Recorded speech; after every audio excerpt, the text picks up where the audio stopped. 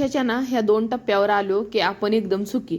पहिलं तर आपलं बालपणामध्ये ना आपण कशाचाही विचार न करता एकदम सुखी आयुष्य लाईफ जगू शकतो. कारण तिथं कसं आहे, कोणत्याही गोष्टीचा ना विचार, ना टेन्शन, ना उद्या काय होईल याची काळजी, ना आज काय होणार आहे याचं टेन्शन, किंवा पैशा पाण्याचं टेन्शन, कशाचंही टेन्शन नसणार वय म्हणजे लहानपण. आणि हा एक टप्पा निघून गेला की दुसरा एक टप्पा मधलं जे काही वय आहे ना आपलं, ते वय सगळं पूर्ण कष्टामध्ये, आणि कष्ट उद्या काय होईल, आज काय होईल, आपण सगळी चिंता आणि सगळं म्हणजे सुखी राहण्याच्या मागं छोट्या छोट्या गोष्टीचा आनंद गमावणं, जेव्हा आपलं मधलं वय आहे ना, ते ह्या वयामध्ये ना समजा एक 20च्या नंतरचं जे वय आहे ना, ते पूर्ण वय आपण चिंता आणि हे करण्यात, म्हणजे लहानपण एक 12 वर्षाचे होस्तोवर आपण एकदम सुखी असतो. आणि त्याच्यानंतर अभ्यासाचं टेन्शन, त्याच्यानंतर जे काय आपलं पुढं आपलं काय बिझनेस किंवा आपलं जे काय लाईफ सेटल होणार आहे त्याचं टेन्शन, आणि ते झालं की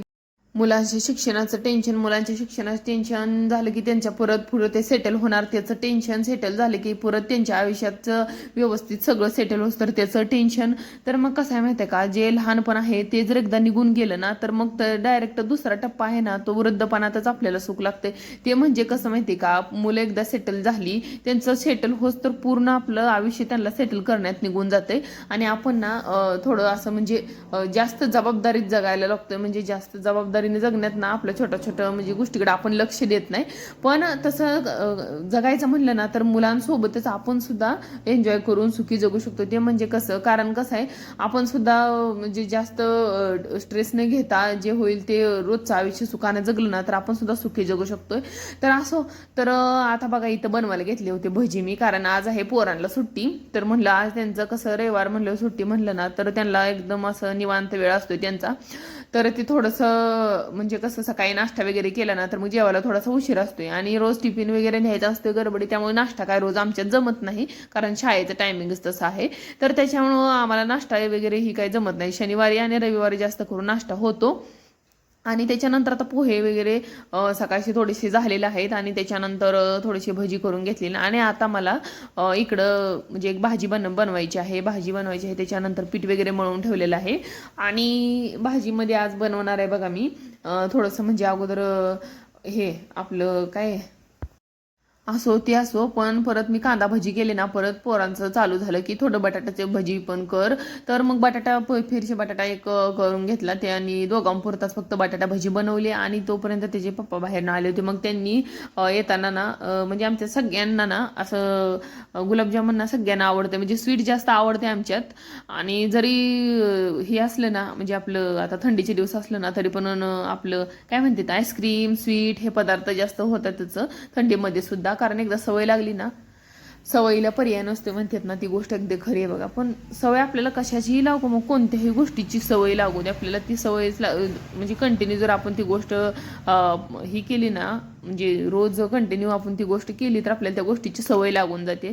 तर आता बघा, हे जे आमच्यात कसं झाले माहिती आहे का, रोज जेवणानंतर ह्या काहीतरी स्वीट खाण्याची सवय लागली. तर आता मग आम्ही काही ना काय, आता थंडी आहे म्हणून काहीतरी टाळण्यासाठी आता ही पर्याय चालू केलाय. कारण थंडीमध्ये सर्दीचा त्रास होईल, परत घसा दुखणे, व्हायरल इन्फेक्शन, हे काय काय नवीन नवीन होत राहते. त्यामुळे आता स्वीटची तर सवय लागली जेवणानंतर. आणि स्वीट तर आता थंडीमध्ये आईस्क्रीमची सवय लागली, आईस्क्रीम तर खाऊ शकत नाही. मग म्हणलं आता चला काहीतरी पर्याय काढला पाहिजे, प्रत्येक गोष्टीला पर्याय असतोय. आणि तो आपण शोधून काढून रिलॅक्स आपलं निवांत थोडंसं माइंड सेट केलं ना, मग आपलं व्यवस्थित होऊन जातात. आईस्क्रीम नाही तर पोरं ना एकदम नाराज झाले ते 2-4 दिवस. त्यांना म्हणलं आता काय करा, एक रोज रोज खाण्यापेक्षा 2-3 दिवसात गॅप करून खाता येईल म्हणून ते आता आणून जरी ठेवलं ना, तर मग असे पदार्थ मग ते जास्त काय खात नाहीत. कारण त्यांना काय एवढं आवडत नाही आईस्क्रीम, म्हणजे एवढं जास्त आवडत नाही, थोडंसं आवडेन खाते, आईस्क्रीम जास्त आवडते. मग त्याच्यानंतर आता इकडं बनवायला घेतलेली आहे भाजी. तर भाजीमध्ये आज सिंपल अशी ना फ्राय गवारी बनवणार आहे. त्याच्यासाठी ठेचून घेतलेला लसूण, त्याच्यानंतर थोडासा कांदा, हे सगळं टाकून घेतलेलं आहे. लालसर कलर येतो तर मस्त असा कांदा तळून घेणार आहे. आणि एकदा सोनेरी कलर आला की मग त्याच्यामध्ये टोमॅटो वगैरे घालून घेणार आहे. पण काय झाले सध्या थोडंसं ना हवा सुटली, त्याच्यामुळं काय होतंय गॅस एवढा फास्ट चालत नाही. आणि जर गॅस म्हणजे खिडकी लावली ना तर मग गरम वाफ अशी म्हणजे खिडकीवर वगैरे बसते. त्यामुळं म्हणलं चला आता हाय असं आपण भाजी बनवून घ्यावी. कारण कधी कधी खूपच आता ना अचानक पाऊस वगैरे संपला ना एकदम असं भरपूर हवा सुटायला लागले, त्याच्यामुळे तसं होतंय. तर इथं आता टाकून घेतलेली आहे गवारी, थोडंसं टोमॅटो आणि चवीनुसार मीठ, हे सगळं टाकून ना हे करून घेतलेले, वाफ देऊन घेतलेली आहे. त्याच्यानंतर ना गवारीला ना जास्त कधी शिजवत नाही मी, थोडंसं आपलं नॉर्मल शिजवायचं. जास्त शिजवलं ना त्याची टेस्टच निघून जाते.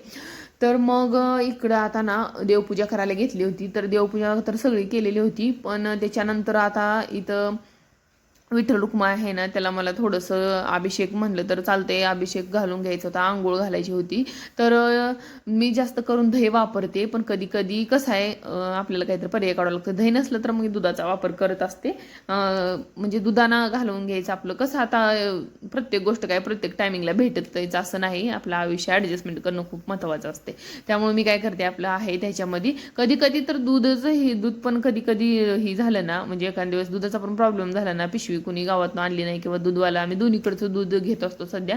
म्हणजे कसं गावातून एक पिशवी आणतो आणि इकडं दूधवाल्याकडून म्हणजे हेच आपलं घरचं दूध असतं ना ते पण असते. तर मग काय होते कधी कधी दोन्हीकडे ही सुट्टी लागली पावसामुळे किंवा दूधवाला ह्याच्यामुळे लागली की मग मी कधी कधी पाण्याने पण देवाला हे करून घेते, आंघोळ घालून घेते. असं नाही की रोज मी दुधानं दह्यानंच घालते असं नाही. एकादशी, परत आपलं कुठलं कुठलं असं म्हणजे प्रत्येक 15 दिवसाची जी एकादशी येते ना, त्या 15 दिवसाची एकादशीला करत असते असं. आणि मग दुसरे जे देव आहेत ना, मग ते आता हे असलं आपलं खंडोबा वगैरे असलं तर त्याचं रविवारी करायचं असं थोडं चालू असते माझं. तर इथं ना ही मूर्ती ना मला माझ्या वडिलांना दिली आहे बघा. त्यांना ना ते भजन वगैरे करतात ना, तर त्यांना ते कोणी तर असं हे केलेले आहे, म्हणजे भजनला गेलं ना तर भजनामध्ये त्यांना असं गिफ्ट काय म्हणतात ते गिफ्ट दिलेलं आहे त्यांना हे. तर त्यांनी ही माझ्यासाठी ठेवलेली होती. आणि मी गेले ना माहेरला, मध्ये गेले होते बघा. जर तुम्ही व्हिडिओ बघत असाल ना माझे तर तुम्हाला 100% समजणार. तर त्या व्हिडिओमध्ये मी माहेरला गेलेले वगैरे व्हिडिओ टाकलेले होते. तर त्यावेळेस ना मी माहेरला गेले की आणलेली आहे ही मूर्ती इकडं, आणि त्याने ठेवली होती माझ्यासाठी, म्हणजे कधी येईल त्यावेळेस घेऊन जा म्हणून. मग त्याच्यानंतर ते आणलेली आहे इकडं मूर्ती. आणि आता तिचं आलं ना तर ते आणलेलं, पण तिचं ज्या दिवशी आणलं त्यावेळेस सगळं अभिषेक वगैरे केलेलं. तर कोणताही देव आपण घरात आणला ना, छोटा असं मोठा असं काही नाही म्हणायचं, त्याचं पहिल्यांदा अभिषेक फुलांनी त्याला आंघोळ घालणं हे करायचं कधीही. आणि बाकीच्या वेळेस तर आपण करत असतो, पण आणलेल्या दिवशी करणं खूप महत्त्वाचं आहे, कोणताही देव असो. तर आता इकडं सगळी तयारी वगैरे झालेली आहे, सकाळचा स्वयंपाक झालेला आहे, सगळी झाडू वगैरे मारून झालेलं आहे, इथली फरशी पुसलेली आहे. तर आज सुट्टी असल्यामुळे पूर्ण थोडा हातभार लावलेला आहे बघा. आणि हातभार तिनं लावला म्हणून थोडंसं माझं आज मला जरा काम हलकं झालेलं आहे. तर असो, इथंच व्हिडिओचा एंड करते.